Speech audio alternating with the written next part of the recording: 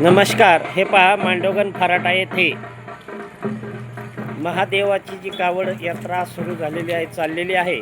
परंतु असे असताना मात्र काही बेवडे गंजडे जर अशा सुंदर अशा कावडीचा आनंद लुटण्याऐवजी जर इतरांच्या डोळ्यामध्ये गुलाल टाकून ते असं जर संपूर्ण ह्याच्यावरती जर लोकांना गुलाल असं टाकत असताना डोळ्यामध्ये गेल्यानंतर त्या व्यक्तीला किती त्रास होतो, ह्या कावड काढणारे जे नियंत्रक आहेत यांना याची जाणीव आहे का?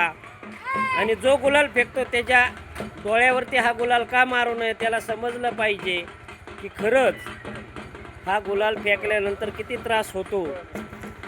आणि ज्यांचे शांततेप्रमाणे गुलाल तुम्ही लावू शकता कपाळाला, परंतु असा डोळ्यावरती मारणं हे कितपत योग्य आहे याचा विचार हा संबंधित ही जी कावड काढणारे आहेत याच्यामध्ये जी काय तुकार गँग घुसलेली आहे, गंजडी बेवडी, यांचा बंदोबस्त पुढील काळात नक्की करावा.